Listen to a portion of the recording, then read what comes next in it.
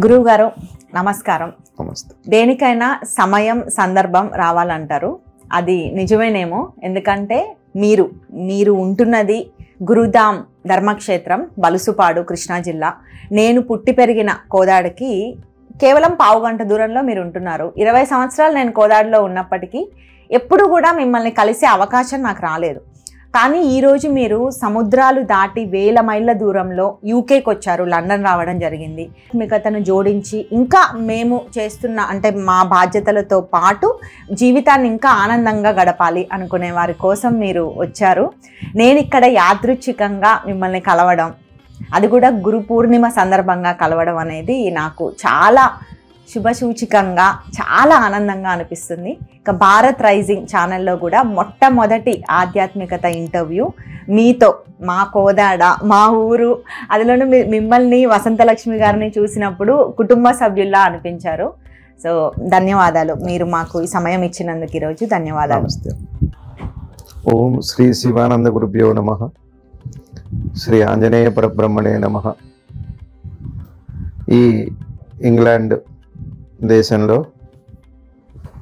వచ్చి నివసిస్తున్న మన భారతీయ సోదర సోదరీమణులు, ఆత్మబంధువులైన అందరికీ మనస్ఫూర్తిగా గురు పౌర్ణమి సందర్భంగా నమస్కరిస్తూ, అట్లానే నాకు అతి సమీప ప్రాంతంలో ఉన్న మీరు తెలుసుకొని ఆత్మీయంగా నన్ను పలకరించడానికి వచ్చినందుకు మీకు కూడా, మీ దంపతులకి, మీ బాబుకి, అందరికీ మనస్ఫూర్తిగా పరమాత్మని అనుగ్రహం కలగాలని ప్రార్థన చేస్తూ, నాకు ఇక్కడ ఈ దేశంలో ఏదో ఒకళ్ళిద్దరు తెలిసిన వాళ్ళు ఉన్నారు.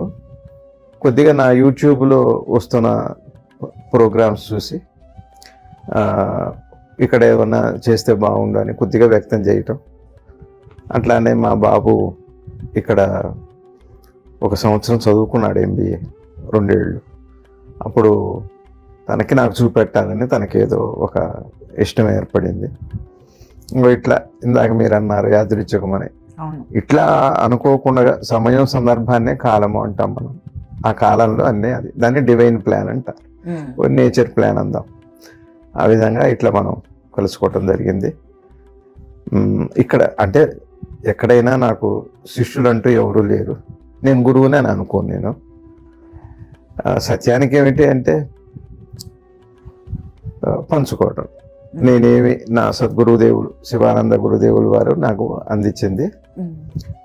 వారు ఎప్పుడు చెప్పినా వినయం చాలా విశేషంగా చెప్పేవారు.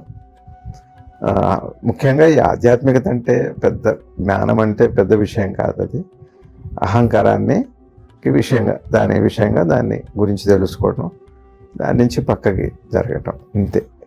కాబట్టి నాకు ఇక్కడ శిష్యులు కానీ భక్తులు కానీ ఎవరు లేరు. మీలాగా ఇప్పుడు మీరు నా దగ్గరికి ఎట్లా ఆత్మీయంగా వచ్చారో మీ దగ్గరికి నేను అట్లా ఆత్మీయంగా వచ్చాను. ఒక ఆత్మీయ సమ్మేళనం అంతే. ఇది గురు శిష్య కలయిక కాదు, అటువంటిది కాదు మన ప్రయత్నం. అంటే నేను ఇందాక అన్నట్టు మీరు వసంతలక్ష్మి గారు నా కోసం మా ఆయన కోసం వచ్చినట్టే అనిపించింది. అలాగే మీరు గురు శిష్యులు కాకపోయినా కుటుంబ సభ్యులు, పెద్దవారు వచ్చినట్టుగా మేము భావిస్తున్నాం. ఆత్మీయ సమ్మేళనం, ఒకరినొకరు జన్మాంతర సంబంధం చేత, అది ప్రాంతం కావచ్చు లేదా జన్మతః రక్త సంబంధం కావచ్చు, ఏదైనా ఒక సంబంధం, అదే మనల్ని కలిపింది. చక్కగా చెప్పారు గురువు గారు. ఏమైనా తప్పులు మాట్లాడి ఉంటే క్షమించండి. కానీ ఇంటర్వ్యూలో కూడా ఇంకా ముందు మాట్లాడే విషయాలు, నాకు ఆధ్యాత్మికత అంటే మొదటి నుంచి ఆసక్తి ఉంది. చిన్నప్పటి నుంచి అమ్మ నాన్న కొద్దిగా గుళ్ళకి తిప్పడం, అది ఇది కొంత అవగాహన ఉంది. సో నాలాగే ఆధ్యాత్మికత గురించి తెలుసుకోవాలి, మనం జీవించే జీవితాన్నే ఇంకా ఆనందంగా మన పనులు మన బాధ్యతలు చేసుకుంటూనే ఇంకా ఆనందంగా గడపాలి ఆ ఆధ్యాత్మికత జోడించి అనుకునే వాళ్ళ కోసమే ఈరోజు మనం మాట్లాడబోతున్నాం. కొన్ని విషయాలు వీలున్నంత సులభంగా, వీలున్నంత సహజంగా మాట్లాడదాం. ఏమైనా తప్పులు చేస్తే క్షమించాలి. అట్లా ఏం పర్లేదు, అట్లా ఏం లేదు, తప్పే లేదు. నేనెవరో నాకు తెలియటం అంటే అర్థం ఏంటి అంటే ఏదో ఒక వ్యక్తికి సంబంధించిన విషయం కాదు అది. ఈ యూనివర్స్ అంతా ఏదైతే ఉందో, ఏది అందరిలో ఉందో, ఇప్పుడు మీలో, నాలో, వారిలో కనపడుతున్న చెట్టు, చేమ, ఏ వస్తువు అయితే అంతర్లీనంగా ఈ అన్ని పూల మధ్య దారంలాగా ఏ వస్తువు ఉందో ఆ వస్తువు తెలియటం, నేనెవరో తెలియటం అంటే నేనెవరు ఎందుకు తెలుసుకోవాలి? ఒక సామాన్యుడిగా మనం అందరం ఉన్నాం. అసలు ఎందుకు తెలుసు అంటే ఏమిటి అంటే మనకు అనేక రకాల అంటే దుఃఖం ఇష్టం ఉండదు, సుఖాన్ని కావాలనుకుంటాం కానీ దుఃఖాన్ని ఇష్టపడం. కానీ పదే పదే కనపడుతున్నప్పుడు ఒక శాశ్వత పరిష్కారం ఏమనుందా అని మనసు తప్పనిసరిగా క్వశ్చన్ వస్తుంది. అప్పుడు మనకున్న సమాచారం ఏమిటి, మన సనాతన ధర్మంలో నువ్వు తెలుసుకుంటే అన్ని సమస్యలకి అన్ని బాధలకి పరిష్కారం అవుతుంది అని అంటారు. అందుకని బాధలైతే తప్పదు కదమ్మ మనకి, ఎక్కడున్నా ఎంత దేశంలో ఉన్నా. ఇదొక మాట. ఇంకా రెండో మాట ఏమిటి అంటే సుఖం కూడా బాగా సుఖపడి అన్ని సుఖాలు అయ్యాక కూడా ఒక రకమైన విసుగు వస్తుంది. చివరిలో అన్నీ అనుభవించాను కానీ లోపల ఎట్లాంటిదంటే అండి, ఎంత డబ్బు సంపాదించినా 18 గంటలు 20 గంటలు సంపాదించినా ఒక క్షణం అన్ని మర్చిపోతే వచ్చే సుఖం, దానికోసం వీటన్నిటిని వదిలిపెట్టేస్తాడు ఎంతటి వాడైనా, ఎంత గొప్పదైనా. కాబట్టి ఆ మనసు లేని క్షణం ఎంత గొప్పది అంటే ఈ దేన్ని కొనలేదు, దానికి వెల కట్టలేని గొప్పతనం దానికి.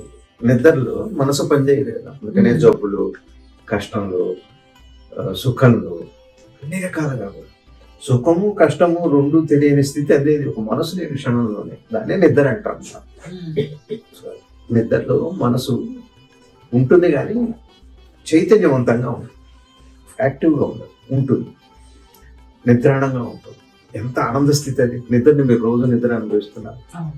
ఇప్పుడు ఈ జాగృతంలో కష్టము సుఖము యొక్క స్పర్శ మనసుకు లేనప్పుడు నిద్రలో ఎట్లాంటి ఆనందం పొందుతామో అట్లాంటి ఆనందాన్ని లేచుండగా పొందుతాం. దాన్ని జీవన్ముక్తి అని పేరు. దాన్నే సహజ సమాధి అంటారు పెద్దలు ఈ మాటల్లో. అందుకని నన్ను నేను తెలుసుకోవటం ఎందుకు అంటే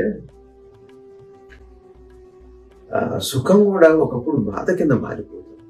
బాగా సుఖం వచ్చాక బాధ అంటే చెప్పాను, మనసులో మనసు పనిచేస్తున్నంత కాలం అది సుఖం నుంచో దుఃఖం నుంచో ఒక అశాంతి వెంటాడుతూనే ఉంటుంది జీవితంలో. వెలితి అన్నీ ఉన్నాయి కానీ ఏదో వెలితి. చివరికి ఉపాసకులకి, సాధకులకి, పండితుకులకి కూడా ఒక వెలితి ఉంటుంది. దానికి ఉదాహరణగా పెద్దలు చెబుతారు, కావ్యకంఠ గణపతి ముని గారు అంత తపస్సు చేసి దేవతా దర్శనంలో ఈ మహాద్రష్ట ఆయన శాంతి రాలేదు. వెళ్ళి భగవాన్ అడిగారు, శాంతి రాలేదు. ఆ మూల మనసులో మూల మీద ఎక్కడ ఉందో ఆ మంత్రం ఎక్కడ చూడు అని. అప్పుడు ఆయన్ని పూర్తి అయిపోయింది అది చరిత్రలో. అంటే అర్థం ఏంటంటే మనసు యొక్క కదలిక పూర్తిగా ఆగిపోయినప్పుడు వచ్చే ఆనందం అది బ్రహ్మానందం కంటే గొప్పది. అది శివానందం అని వెళ్ళాలి. కాబట్టి ఆ వెలితి అన్నారు మీరు, చక్కటి మాట. వెలితి వెంటాడుతుంటుందండి, సుఖం వల్ల దుఃఖం వల్ల కూడా. ఎంత ఆస్తున్నా, ఎంత అందంగా, ఎందుకు వెలితి ఏమిటి, అసలు వెలితి ఎందుకుంది?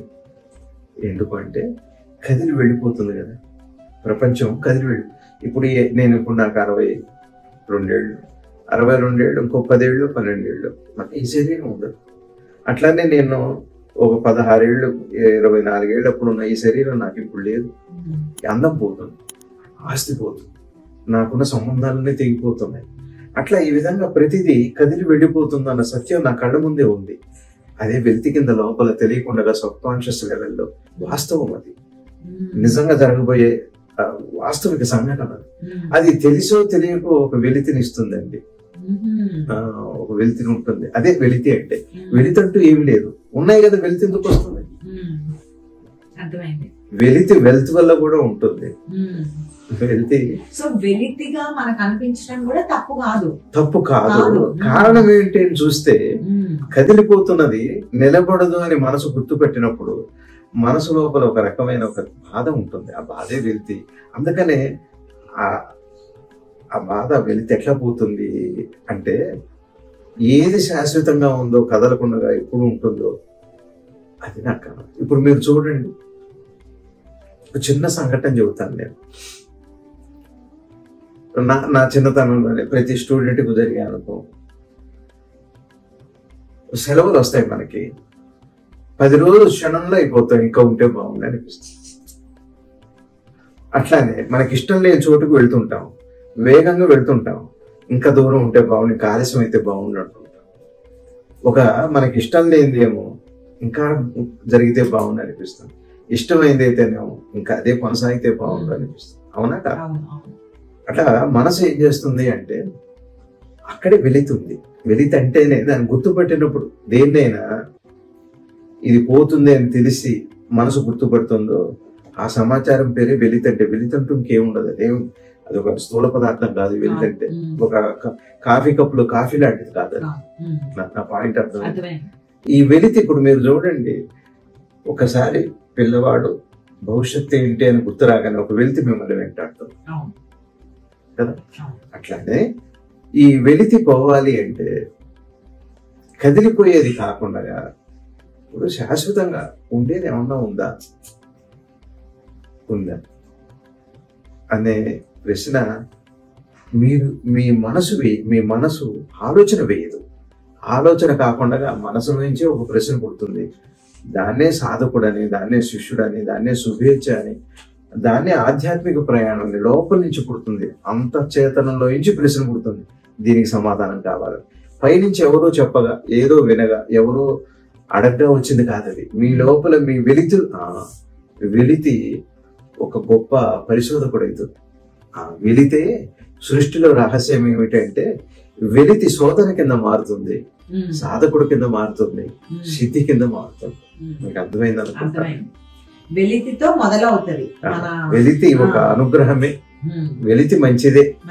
అదేదో చెప్పినట్టు మరక మంచిదే, త్రిబుల్ ఎక్స్ లాగా.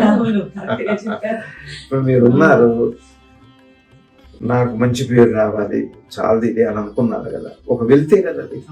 అదేగా మిమ్మల్ని ఎంతవాడని చేసింది. అట్లానే ఒక అంతఃచేతనం ఉన్న వెలితి, సుఖం నుంచో దుఃఖం నుంచో. సుఖం కూడా పోతుంది అన్న దాని వల్ల వెలితి వస్తుంది, దుఃఖంలో లేదన్న వెలితి ఉంది, ఉన్నది పోతుందన్న వెలితి ఒకటి. అదేమో కొద్దిగా తాత్కాలికమైన సుఖాన్ని ఇస్తుంది ఆ వెలితి. ఇదేమో నడుస్తూ దాంతో కొనసాగింపుతో ఉన్న వెలితి. ఇది ఏది లేదు అన్నదేమో కొనసాగుతున్న వెలితి. దుఃఖంలోనూ వెళుతుంది, సుఖంలోనూ వెళుతుంది. దుఃఖంలో ఉన్న వెలితేమో కొనసాగుతున్నది. అక్కడ వెలితి ఏమిటంటే, సుఖంలో ఉన్న వెలితి ఏమిటి అంటే పోతుందేమో ఉన్న వెలితి కదా.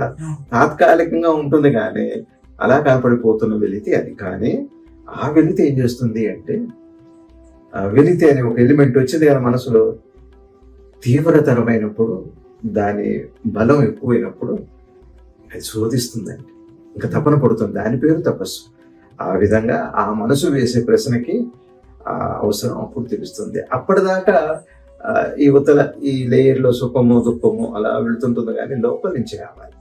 ఊరికే ఎవరో చెప్పారు, మీరు ఎవరో తెలుసుకోండి అమ్మా, చాలా మంచిది తెలుసా మీకు, అది మీకు ఉపయోగపడుతుంది. గురువు గారు, గురు పూర్ణిమ సందర్భంగా మనం కలిసాం ఇక్కడ. అదే నాకు ఇందాక చెప్పినట్టు చాలా ఆనందంగా ఉంది. గురు పూర్ణిమ విశిష్టత గురించి మీరు చెప్పడంతో పాటు అసలు గురువు అవసరం ఎంత ఉంది, మాలాంటి వారందరికీ గురువు అవసరం ఏంటి, ఈ మార్గంలో ఆధ్యాత్మిక మార్గంలో ఎలా వెళ్ళాలి అన్నది చెప్పరు గురువు. చెప్పడు, అక్కడ అది అందించడు గురువు. ఇప్పుడు ఉదాహరణకి, ఇప్పుడు మీరున్నారు, మీ బాబుకి అక్షరాలు ఎలా అర్థమవుతుందో చెబుతారు. అర్థం చేసుకోవాల్సింది అతనే, అతని దగ్గరే ఉంది అదంతా. గ్రాస్పింగ్ అనండి, పెర్సెప్షన్ అండి, అండర్స్టాండింగ్ అనండి, అయితే అతనికి ఉన్న కెపాసిటీలో భాగమే. బోధ మీరు అట్లా కాదన్నా ఇలా చేసి చూడు అని అంటారు, ఒక మెడుకు చెబుతారు. అట్లానే ఇక్కడ ఇప్పుడు మీరున్నారండి, మీరు పుట్టగానే శ్వాస తీసుకున్నారు కదా, ఎవరు నేర్పారు? ఏడ్చారా? ఎవరు నేర్పారు? ఇది సినిమా నటన కాదు. సినిమా నటన అయితే అట్లా ఏడవకూడదు, ఇట్లా ఏడవాలి, కొద్దిగా యాంగిల్ మార్చండి, ఇంత నీళ్ళు రావాలి, ఎవరో ఉంటే అట్లాంటిది కాదు. మీరు పుట్టగానే ఏడ్చారు, సహజం అది. పుట్టగానే ఆకలికి ఏడ్చారు, సహజం అది. పుట్టగానే శ్వాస తీసుకున్నారు, అది సహజం అది. నిద్రపోయారు, లేచారు, అలా జరుగుతుంటుంది. అయితే ఈ పిల్లవాడు ఎందుకో అమ్మ నిద్రపోవట్లేదు అని అడుగుతారు. అంత బాగా తెలిసిన తల్లి, బాగా అనుభవం ఉన్న తల్లి, బహుశా దోమలు కుడుతున్నాయేమో, వేడి ఎక్కువైందేమో, లేదా జలుబు చేసిందేమో అని మెళుకులు చెబుతుంది. నిద్ర ఉంది, నిద్రని తెచ్చివుంది ఆవిడ. నిద్రకి ఆటంకం కలిగే విషయాన్ని మీరు కనుక్కోలేదు. అనుభవం ఏం చెప్పింది అంటే, ఈ కారణం చేత నిద్రపోవట్లేదేమో, ఇది చెయ్యి, నిద్ర జరుగుతూనే ఉంది కదా మన దగ్గర. బహుశా మీ బాబు విషయంలో మీరు జరిగే ఉంటుంది. ఇట్లా మెళుకుగా నీ చెప్పినప్పుడు ఏమవుతుందంటే, సహజ స్థితికి అడ్డుగా ఉన్న ఆటంకాలని గురువు చూపెడతారు, అంతే, ఏం చేయడు. మీరే చూస్తారు, అది కూడా అది ఇది మన రెండు మీరే చూస్తారు. కానీ ఈ ఆటంకం ఇదేని మీకు తెలియదు, అందుకని గురువు అవసరం అవుతుంది. నా పాయింట్ మీకు అర్థమైంది చెప్పా. ఇప్పుడు మీ పిల్లవాడు తింటున్నాడు, అన్నం తింటుంటే కప్పుకున్న కొరపోయింది, మీరు ఇట్లా కొడతా, పక్కన పెద్దవాడు ఎవరుంటే కొడతా, నాన్నకు అసలు మంచిళ్ళు తాగానే మీరు వెంటనే మంచిళ్ళు అందిస్తారు. సినిమాల్లో చాలా బాగా చూపెడతారు. అది వాడికి తెలియదు ఆ విషయం. నీళ్లు తాగితే అన్నం వండుబడది, నీళ్లు వాడే తాగాలి, అడ్డును తొలగించేది నీళ్ళు, అంతా వాడి దగ్గరే జరుగుతుంది. కానీ ఆ మెడుకు అతనికి తెలియదు. ఏమండి, దిక్సూచి అంటే ఇక్కడ మిగిలిన వాటిలాగా కొత్తది నేర్పడం, కొత్త చోటుకి చేర్చడం, ఏదో ఒక గమ్యానికి చేరటం లాంటిది కాదు ఈ ప్రయాణం. మీరు అయ్యి ఉన్నదాన్ని మీకు తెలియకుండా అడ్డుగా ఉన్నదాన్ని గురువు ఏం చేస్తారంటే అలా కాదు, అలా కాదు, ఇక్కడ తప్పు, ఇది ఈ అవగాహన కాదు అని చెబుతున్నప్పుడు మీ అవగాహన మిమ్మల్ని మీరు తెలుసుకునేట్టుగా చేస్తుంది. అవసరం ఉంది, అనవసరము ఉంది. సహజమే కాబట్టి అనవసరం అంటారు, సహజమే కాబట్టి గురువు అవసరం లేదని ఒక మాట. కానీ సహజమే అయినా నాకు మార్గం కావాలి కాబట్టి, తెలియాలి కాబట్టి గురువు అవసరం ఉంది. అక్కడికి వెళ్ళాక ఇంకా ఆయన వదిలి పెట్టేస్తాడు. అక్కడికి వెళ్ళాక ఇంకా మీ జోలికైనా నిద్ర, పిల్లవాడు మీరు జో కొట్టినట్టు నిద్ర వాడి దగ్గరే ఉంది. నిద్ర సహజమే వాడికి మత్తు కలిగించేట్టుగా మాట. అది అట్లాంటి గురువు ఏం చేస్తారంటే సహాయం గురువుగా కాదు, మెళుకువగా చెబుతారు. అదే మన అవ్వలు, మన తాతలు, బామ్మలు చేసిన పని. అట్లానే ఆధ్యాత్మికంగా నేనే అయిన దైవాన్ని, నేను అయి ఉన్న దైవంగా ఉన్న నన్ను దైవంగా నన్ను నేను తెలుసుకోవటానికి అడ్డుగా ఉన్నది ఏమిటి? అహంకారం. అహంకారం అంటే ఏమిటి? ఎక్కడెట్లా ఏర్పడుతుంది, అది ఎట్లా పోగొట్టుకోవాలి, ఇట్లా అని గురువు చక్కగా మనకు విడమరిచి చెబుతారు. అందుకని ఆవశ్యకత ఉంది. మీ గురువు గురించి ఒక్కసారి గుర్తు చేసుకుంటే శ్రీ శివానందమూర్తి గారు స్వామీజీ, ఆయన భీమిలిలో ఆశ్రమం నెలకొల్పడం, మీ జీవితంలో కూడా మీ ఆధ్యాత్మిక గమనంలో ఆయన్ని మీరు తారసపడడం, మీ జీవితంలో ముఖ్యమైన ఘట్టాలన్నీ పెళ్లితో సహా ఆయనే నిర్ణయించడం జరిగింది. సో మీ గురువు గారి స్థానం మీ జీవితంలో మాట్లాడండి. అందరికీ సహజంగా చిన్నపిల్లలకి ఒక ఆంజనేయ స్వామిని చూడంగానే ఒక ఇష్టం ఉంటుంది, అందరికీ ఎవరికైనా అట్లానే ఇష్టం ఉంటుంది. ఆంజనేయ స్వామి అంటే అదొకట మన బ్రూస్లీ లాగా కాబట్టి అట్లా ఆంజనేయ స్వామి మీద, అది మా నాయనమ్మ గారు ఆంజనేయ స్వామి పూజ చేసుకునేవారు, ఆ ఫోటో చూడటం అట్లా నాకు ఇష్టం వారంటే. అంతే బలం కదా, అతులిత బలధామం స్వర్ణ శైలాపదేహం అని అంటారు కాబట్టి ఆయన బలం నాకు కావాలి అట్లా. తర్వాత చిన్నప్పుడు మన సంప్రదాయంలో ఏదో భయం వచ్చినా జ్వరం వచ్చినా ఆంజనేయ స్వామి లాకెట్లు కట్టేవాళ్ళు, మన పెద్దలు అందరికీ కడతారు. అట్లా నాకు అట్లా వారితో అందరికి ఉన్నట్టే అయింది. తర్వాత మా తాతగారు మంచి జ్యోతిష్యం బాగా చదువుకున్నారు. ఎవరికి తెలియదు, చెప్పేవారు కాదు, ఎవరికి బాగా దగ్గర వాళ్ళకి. ఆయన పుస్తకాలు ఉండేవి, వారు చదువుతుండగా నేను వారి ప్రిడిక్షన్స్ నిజమైనవి, అది నాకు ఒక మనసులో ఒక ముద్రగా ఉంది, నాకు కూడా నేర్చుకోవాలి అని. సరే, తాతగారు 81లో నేను ఇంటర్ చదువుతుండగా వారు కాలం చేశారు. అప్పుడు ఇంటర్ తప్పాను నేను. ఇంటర్ తప్పిన తర్వాత ఆ పుస్తకాలు తీసి చదవటం మొదలుపెట్టాను. అందులో ఒక హస్త సాముద్రికం అని జ్యోతుల సూర్యనారాయణమూర్తి గారు రాసిన పుస్తకం ఉంది. దాంట్లో ఏం చెప్పారంటే, ఏదైనా భవిష్యత్తు చెప్పాలి అంటే ఏదైనా ఉపాసన ఉంటే బాగుంటుంది అని, అప్పుడు బాగా చెప్పగలుగుతారని అందులో ఉంది. అది నమ్మకం కూడా. అట్లా మరి మొదటి నుంచి ఉన్న ఇష్టం ఆంజనేయ స్వామి మీద, ఆయన్నే ఉపాసనగానే ఒక చిన్న విగ్రహం కొనుక్కొచ్చి ఏదో నాకు తోచినట్టుగా, ఎవరు గురువు లేరు, అట్లా ఒక మంత్రం అట్లా ఏం లేదు, ఆంజనేయ అనుకుంటూ కాస్త నీళ్లు పోయటం, బొట్టు పెట్టడం, కొబ్బరికాయ కొట్టడం, ఊది కడ్డి తిప్పడం, అంతే. ఇదంతా మీ ఇంటర్మీడియట్ వయసులో? ఇంటర్మీడియట్లో 81, 63లో పుట్టాను నేను. అది అట్లా అయిన తర్వాత అది అట్లా సాగుతూ ఇటు చదువుకుంటూ ఆయా వారి పూజ చేసుకుంటూ అట్లా వెళ్తుండగా ఎప్పుడో 84 ఆ ప్రాంతాల్లో అప్పుడు ఎగ్జామ్స్ వస్తుంటే కూడా సాధన బాగా లోపల నుంచి ఆయన నామస్మరణ చేసుకోవటం బాగా, అది కనపడితే బాగుండు, చూస్తే బాగుండు అనే ఒక ఇష్టంగా ఏర్పడు. కాబట్టి అక్కడ మార్గదర్శకత్వం కావాలి. అట్లా వెతుకుతూ గురువు ఎవరు ఉన్నారు అని అట్లా వెతుకుతున్న సందర్భంలో 88లో తెలిసిన వారి ద్వారా సద్గురువుల చిత్రపటం చూసి 88 మార్చి నెలలో మొదటి దర్శనం వారిని హైదరాబాద్ ఆచారంలో దర్శించడం. వారిని నేను అడిగిన మొదటి ప్రశ్న, నాకు హనుమత్ దర్శనం అవుతుందా, అది. రెండో, మిమ్మల్ని నేను గురువుగా స్వీకరించవచ్చా, ఇది 2 ప్రశ్నలు వారిని అడిగాను. అంటే వారు ఏమన్నారంటే అవుతుంది, తప్పకుండా అవుతుంది, వారు నీ వెనకనే ఉన్నారు అని అన్నారు. వెనకనే అంటే మన దృష్టి ఫిజికల్గానే మనకి కనపడితే వెనకనే ఉంటే ఎప్పుడైనా కనపడాలిగా, అటు తిరిగినప్పుడైనా. దాని ఉద్దేశం ఏమి అంటే నిన్ను నువ్వు మర్చిపోయినప్పుడు లేదా నిన్ను నువ్వు తెలుసుకున్నప్పుడు వారి దర్శనం అవుతుంది. అది సీక్రెట్. సాధకుడికి ఏమిటి అంటే తను తాను తెలుసుకున్నప్పుడు, ఇప్పుడు మనం దైవం అంటున్నాం, భక్తి అంటున్నాం, నేనెవరో తెలుసుకోవాలంటున్నాం, వీటన్నిటికీ కూడా ఒకటే ఒక మార్గం ఏమిటంటే చివరి మెట్టు అనమాట. అది తను తాను తెలుసుకోవడం. దైవం పూర్తిగా తెలియాలి అంటే, దైవం అన్న పదానికి అర్థం తెలియాలి అంటే తను తానే తెలుసుకోవాలి. ఇది ఇంకా కొద్దిగా తర్వాత చెప్పుకుందాం. అది వారు చెప్పిన మాట. నన్ను నువ్వు గురువుగా స్వీకరించుకోవచ్చు అన్న. ఆ తర్వాత పెద్దగా వారితో నేను ఆధ్యాత్మికంగా చర్చించింది కానీ వారు బోధ చేసింది అలా ఏం లేదు. ఎప్పుడన్నా అడిగితే ఒక మాటగా చెప్పేవారు, ఒకటే మాటగా చెప్పేవారు. అలా సాగుతూ ఎప్పుడన్నా నా మనసులో ఏదన్నా ఉంటే నేను చెప్పకుండానే చెప్పేవారు, ఒక మాటలో. మళ్ళీ అది కూడా ఎప్పుడు వారు వ్యక్తం చేసుకోలేదు, నేను గురువుని, నువ్వు శిష్యుడివి, ఇట్లా ఉండాలి, అట్లా నువ్వు సాధన చేయి, నువ్వు జపం ఇట్లా చేయాలా, ఎప్పుడు నాకు తెలిసినంతలో ఎవరికి కూడా చెప్పినట్టుగా లేరు. వాళ్ళు అడిగితే చెప్పేవారు.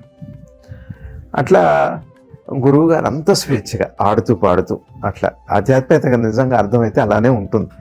రెస్ట్రిక్షన్స్ మనసుని క్రమశిక్షణలో పెట్టడం కాదు, మనసులో దాని కదలికలో ఉన్న క్రమతను గుర్తుపట్టాలి. ఇది ఆధ్యాత్మికత. ఆ విధంగా గురువు గారితో అవ్వటం, పరిచయం అవ్వటం, ఉద్యోగానికి చాలా కాలం కొద్దిగా ప్రయత్నం చేసినా దొరకకపోవటం. సుమారుగా 89-90లోనే నేను ఉద్యోగంలో సెటిల్ అయ్యాను. 84లో డిగ్రీ అయింది. ఇంకా తర్వాత అంత సాధనకు ఉపయోగపడదు. ఆ కాలంలో 88లో పరిచయం అయినప్పుడు గురువుగారిని మా ఊరు రండి అని ప్రార్థించడం జరిగింది. నాకెందుకు కొత్త పరిచయాలు, నాకెందుకు, పర్లేదు నువ్వు వస్తున్నావు కదా, కలుస్తున్నావు కదా అన్న. అప్పుడు గురువు గారు భీమిలిలో ఉండేవారా అండి? హైదరాబాద్ లోనే ఉండేవారు. హైదరాబాద్ వస్తుండే, వరంగల్, హైదరాబాద్, భీమిలి అలా. రిటైర్ అయిపోయారు 84లో. వారు పోలీస్ డిపార్ట్మెంట్లో ఆఫీస్ మేనేజర్గా చేశారు. వాళ్ళు ఉర్లాం జమీందారులు, పెద్ద 1000 కోట్ల రూపాయల ఆస్తి, పెద్ద జమీ అది. ఉర్లాం అంటే తెలియని వాళ్ళు ఉండరు. అలా వారు ఒక్కడే కొడుకు వారు ఆస్తి అంతా వదిలిపెట్టేసి అట్లా దేశభక్తి అది అంతా, వారు పూర్తి దేశభక్తి, చరిత్ర బాగా తెలిసిన వారు, దేశ చరిత్ర, దేశభక్తి. వారి మాటలు, వారు చెప్పే ప్రతి మాటలు దైవభక్తి కనపడుతుంది, దేశభక్తి కనపడుతుంది, చరిత్ర కనపడుతుంది, తర్వాత యోగం ఉంటుంది, భక్తి ఉంటుంది, అన్నీ ఉంటాయి, సమగ్రంగా ఉంటుంది. చిన్న చిన్న మాటల్లో చెబుతారు. ఎట్లా చెబుతారంటే ఒక మాట వారు నాకు చెప్పింది, కళ్ళు మూస్తే దైవాన్ని స్మరించు, కళ్ళు తెరిస్తే దేశాన్ని సేవించు. ఇంతే ఒక మాట. ధ్యానం అంతా హృదయంలో కళ్ళు మూసుకున్నప్పుడు జరగాలి, కళ్ళు తెరిచి చేయకూడదు. అట్లా దేశాన్ని సేవించు, ఏదో నీకు తోచిన సేవ, ఏదో ఒకటి నీకేం చేయగలుగుతారో సరే. అదొక మళ్ళీ విశ్లేషణ వేరుగా ఉంది. అట్లా గురువు గారు 94లో ఎట్లానో మళ్ళా మా ఊరు వచ్చారు. మా ఊరు వచ్చినప్పుడు ఆ రిక్విన్ ఫ్యాక్టరీలో రాత్రిపూట వారు ఆహారం తీసుకుంటూ దగ్గరికి పిలిచి, నువ్వెవరు నీకు తెలియజేస్తాను. ఇది అంటే మన భారతీయ సనాతన సంప్రదాయంలో గురువు ఆవశ్యకత ఏమిటి అంటే తను తాను తెలియజేయటమే. యువతల వైపు మన కష్టాలు, మన నష్టాలు, మన ఇష్టాలు, ఈ ప్రాపంచిక సుఖాలు అవి అలా వదిలిపెట్టండి, ఆ గైడెన్స్ అది. కానీ అతి ముఖ్యమైన ఆవశ్యకత ఏమిటంటే నేనెవరు నాకు తెలియజేయటమే గురువుతో ప్రతి వ్యక్తికి ఆవశ్యకమైన విషయం అది. వారు అన్నారు, అది ఒకటి ఫస్ట్ మాట.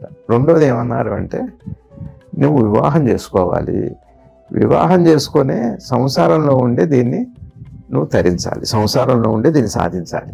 జనరల్గా మనందరికీ సంసారం వడ్డు, సంసారంలో ఉంటే సత్యం తెలియదు, అన్ని దానికి త్యాగం చేయాలి అనుకుంటా. సాధన చేయాలి.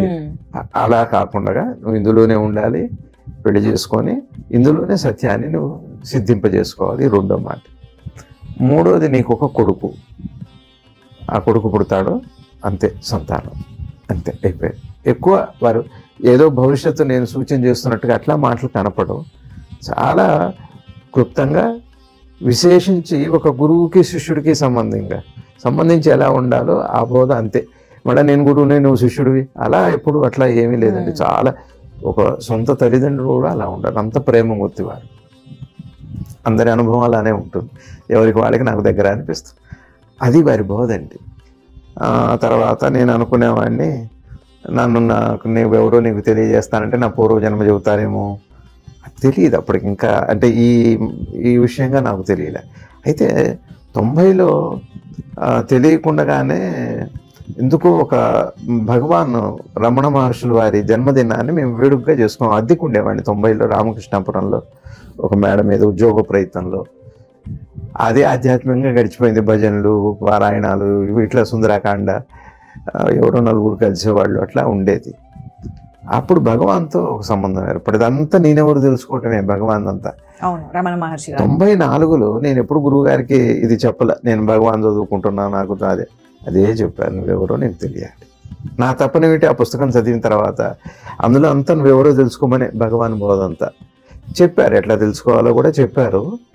కానీ అది ఎట్లా అన్నది ఒక సహాయం కావాలండి, దేనికైనా సహాయం. ఇప్పుడు ఎట్లాంటిదంటే, ఇప్పుడు ఇక్కడ నన్ను షూట్ చేస్తున్నప్పుడు నేను లేననుకోండి, కరెక్ట్గా వస్తుందా రాదా కెమెరాకి తెలియదు, కెమెరామెన్కి కూడా తెలియదు. నన్ను కూర్చోబెట్టి అడ్జస్ట్ చేసుకుంటారు, నన్ను కుర్చీని, ఆ కెమెరాని. అలాంటిది అది. ఒక ఇద్దరు కలిసి చేసే ప్రయాణం అది. గురువు శిష్యుడు. అప్పుడు ఏమవుతాడంటే, గురువు శిష్యుడు అవుతాయండి చిత్రంగా. ఈ శిష్యుడు తెలియకుండానే గురువుగా మారుతుంటాడు. అది ఒక అద్భుతమైన ప్రయాణం అది. గురువు ఏమవుతాయంటే శిష్యుడి స్థాయిలోకి వచ్చి అతని అనుమానాలు ఎలా ఉంటాయి, అతనికి ఏమి ఎదురైతే అక్కడ సమాధానం ఏదైతుందో అవన్నీ చెప్పాలంటే తన శిష్యుడు అయిపోవాలి, ప్రారంభ స్థాయికి రావాలి. అట్లా అతను అవుతాడు. ఇతను నేర్చుకుంటూ గురువు అవుతుంటాడు, అతను నేర్పుతూ శిష్యుడు అవుతుంటాడు. చిత్రం అది. నేర్పేటప్పుడు గురువు కాదు, నేర్పేటప్పుడు శిష్యుడు అవుతాడు. అంటారు కదా, మన ఉపాధ్యాయుడు, మన టీచింగ్లో టీచర్ అన్నదానికి ఉపాధ్యాయుడు కరెక్ట్. అధ్యయనం పక్కనే ఉండి అధ్యయనం చేసేవాడు ఉపాధ్యాయుడు. టీచింగ్ అంటే చెప్పడం. ఉపాధ్యాయుడు అన్న పదం తెలుగులో ఎంతో అద్భుతమైన మాట అది. అట్లా అధ్యయనం పక్కనే ఉండి మన పక్కన ఏం చెబుతుంటాడు ఆ టీచరు, అతనికి రాదా, మనం కరెక్ట్గా అనేంత వరకు అతను కూడా అంటూనే ఉంటాడు. మనం కరెక్ట్గా అన్న తర్వాత ఇంకొక దానికి వెళ్తాడు. ఇప్పుడు శిష్యుడు అవదా అతను. అట్లాంటి సంబంధం మన భారతీయ సనాతన సంప్రదాయంలో గురువు అంటే ఒక వ్యక్తి ఆరాధన చేయటం కాదు, ఒక వ్యక్తికి ఏదో వెట్టి చాకిరి లాంటిది కాదు. అది ఒక అద్భుతమైన ఒక అవినాభావ సంబంధం. అది ఆ ప్రయాణం అంత బాగుంటుంది. రమణ, నువ్వు పెళ్లి చేసుకుంటే నువ్వు ఎక్కడ చేసుకుంటే అక్కడికి వస్తా. ఒకవేళ నీకు ఇష్టమా, నీకు కావాలని ఇక్కడ నా సన్నిధిలో చేసుకుంటానంటే భీమిలిలో నేనే చేస్తాను. నేను నీ ఇష్టం, నువ్వు ఎక్కడ చేసుకుంటే అక్కడికి వస్తా, లేదా ఇక్కడ చేసుకుంటే నేనే చేస్తా. ఏది అన్ని ఖర్చులు అన్నీ అని. ఎందుకంత ఆత్మీయత ఎందుకుంటుంది? ఎప్పుడు నా నుంచి ఒక రూపాయి అడగలేదు, నన్ను ఒక 10 మందిని నా దగ్గరికి తీసుకురా, అందరినీ అలా ఎప్పుడు అనలేదండి. నాతో 1-to-1 రిలేషన్ అది. నాకు వారికి నేను అంటే తండ్రిలాగే. తండ్రి కంటే ఎక్కువ.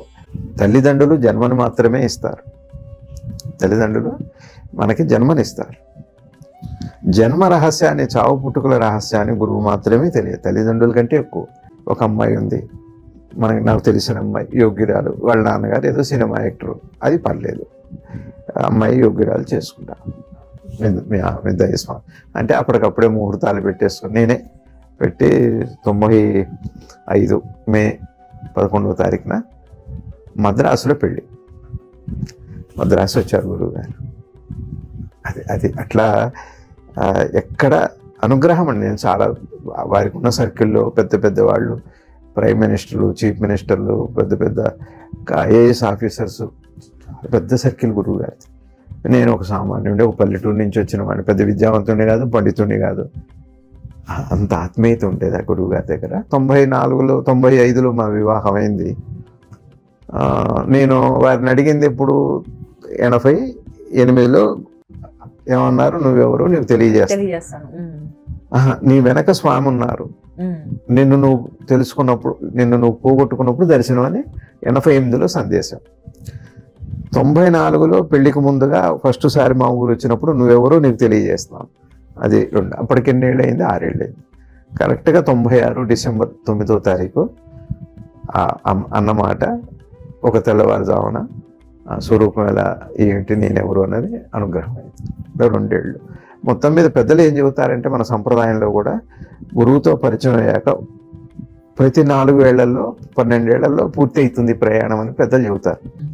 అయితే మీరు అంటే శివానందమూర్తి గారిని చూడగానే నేను మీ శిష్యుడిగా ఉండవచ్చా అని అడగడం, ఆయన కూడా మిమ్మల్ని ప్రియ శిష్యుడిగా స్వీకరించడం, మీకు కూడా ఆయనతో తండ్రికి మించిన అనుబంధం అని చెప్పారు. మరి ఆయన చివరగా వెళ్ళిపోవాల్సి వచ్చినప్పుడు, వెళ్ళిపోయిన సమయంలో మరి మీరు మీ అంటే మీరు ఎలా ఫీల్ అయ్యారు? ఎందుకంటే ఆ సమయానికే మీకు ఆ డిటాచ్మెంట్ అంటారు కదా, లిబరేషన్, అది మీకు ఆల్రెడీ వచ్చిందా, లేకపోతే మీరు కూడా ఒక తండ్రినో తల్లినో కోల్పోతే చాలా బాధపడతాం, అదే మీకు అది అంటే ఎలా ఫీల్ అయ్యారని? అదే ఇప్పుడు ఒక మాట చెబుతాను నేను.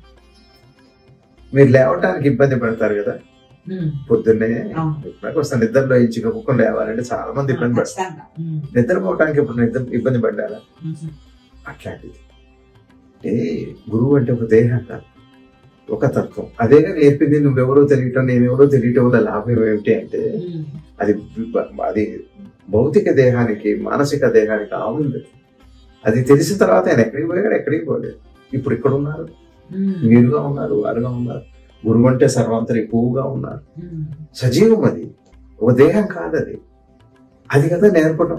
మీరు నిద్రలోంచి లేవటానికి ఎట్లా బాధపడుతున్నారో, నిద్రలోకి వెళ్ళటానికి ఎలా సంతోషపడుతున్నారు, అట్లానే ఈ దేహం అనేటువంటి ఇప్పుడు మనం ఐడెంటిఫై అయిపోయాం బాగా, ఆధ్యాత్మిక చెందాం ఇది నిజము అని.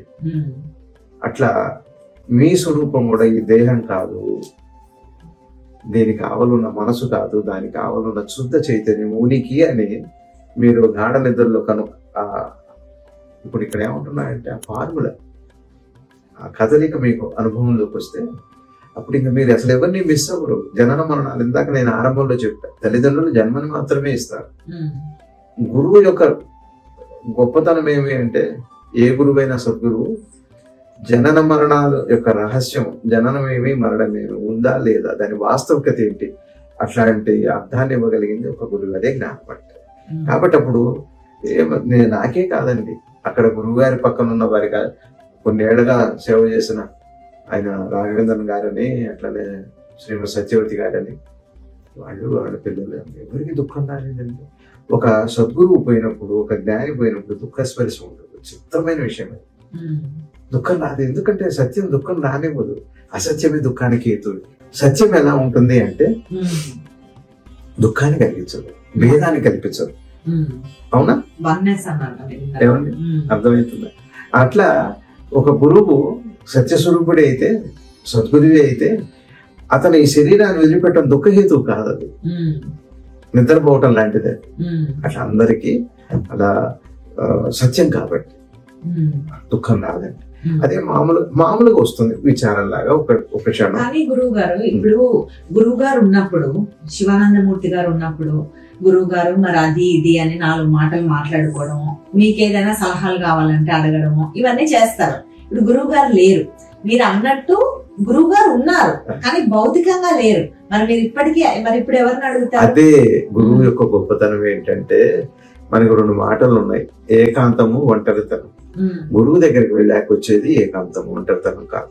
ఇప్పుడు మనం ఇంతమంది ఉన్నా కూడా మన ఆలోచనలు మనం ఒంటరిగానే మిగులుస్తున్నాయి. నేను ఒంటరి వాడినేది, ఒంటరిగా వచ్చా ఒంటరిగానే వెళ్ళిపోతా. ఇవన్నీ కూడా వ్యవహారిక సత్యానికి విషయాలు. గురువు దగ్గరికి వెళ్ళాక నన్ను నేను తెలుసుకోవటం అంటేనే ఏకాంతాన్ని కనిపించడం. అక్కడే మౌనం వస్తుంది. ఏం లేడే, మాట్లాడడానికి లేదే, చెప్పుకోవడానికి. ఇదంతా యువతల పాటలు, అవతల పాటలు. అయినా కనీసం కళ్ళలో ఉన్న 200 ఎవరు ఉండేట్లు ఎప్పుడైనా బాధపడ్డారండి.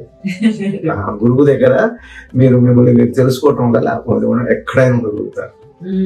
మీ దేహం ఉన్నా ఉంటారు, మీ దేహం లేకపోయినా ఉంటారు, మీ ఆలోచనలు ఉన్నా ఉంటారు. ఆ నిశ్శబ్ద మౌనం, ఆ నిశ్శబ్ద శబ్దం ఒక అద్భుతమైన మౌన గీతం అది, మౌన భాషణ అది. ఎప్పుడు మీతో మాట్లాడుతూనే ఉంటాడు ఆ గురువు, ఆ స్పర్శ పొందుతూనే ఉంటారు. ఇంకా మీకేంటి బాధ? అందుకని గురువు ఏకాంతాన్ని ఇస్తాడు. ఏకాంతాన్ని మౌనం అంటున్నారు. ఆ మౌనాన్నే మనం నన్ను నేను తెలుసుకోవటం అంటున్నాం.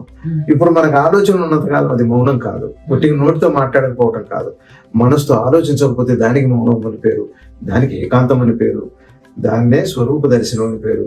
అందుకదా గురువు దగ్గరికి వెళ్తున్నాం. గురువు దగ్గరికి ఒంటరిగా వెళ్తాం కానీ ఏకాంతంగా మిగిలిపోతాం, ఏకాంతమవుతాం, ఏకాంత అవుతాడు. ఒక ప్రేమికుడు దూరం వెళ్ళిపోతే ఎట్లా ఉన్నావు, నన్ను ఏమో నీ జ్ఞాపకాలతో ఉండిపోయానంటాడు అంటారు కదా ప్రేమికులు. ఒక మామూలు విషయంలోనే జ్ఞాపకం అంత తోడైతే జ్ఞాపకానికి ఆవలున్న మౌనం ఇంకెంత తోడండి. గొప్ప విషయం అది. అది గురువు దగ్గరికి వెళ్ళేదే ఏకాంతం కోసం, ఒంటరితనం కోసం కాదు. ఆ గురువు యొక్క వైభవం కానీ, నన్ను నేను తెలుసుకోవటంలో ఉన్న ఆ రమ్యత, ఆనందం కానీ లేదు. ఒకసారి మీరు రుచి చూస్తే ఇదేం పోదు, ఇవన్నీ ఉంటాయి కానీ ఇంకా బాగుంటాయి, ఇంకా అద్భుతంగా ఉంటాయి. ఇప్పుడు మీరు అక్కడ ఫ్లవర్ వాస్ పెట్టారు, ఏం లేకపోతే షూటింగ్ జరగదా, ఇంకా అందంగా. అట్లా మిమ్మల్ని మీరు తెలుసుకున్న తర్వాత మీరు అనుభవించే జీవితం అది 100% చాలా బాగుంటుంది. ఇప్పుడు మనం జీవితాన్ని 100% అనుభవించట్లేదు, 10% అర్థమవుతుంది. నేను సుఖపడుతున్నాను అనుకునేవాడు కూడా మహా అయితే 10% మాత్రమే. పూర్తి ఆనందం అది శివానందం, పూర్తి ఏకాంతము, పూర్తి మౌనము, నిశ్శబ్దం ఏమో తెలిసిన తర్వాత వచ్చేది ఏదైతే ఉందో పూర్తి స్థాయి జీవితాన్ని అప్పుడు అనుభవించడం జరుగుతుంది. అప్పుడు అది నవ సమాజం అవుతుంది, నవ సమాజం.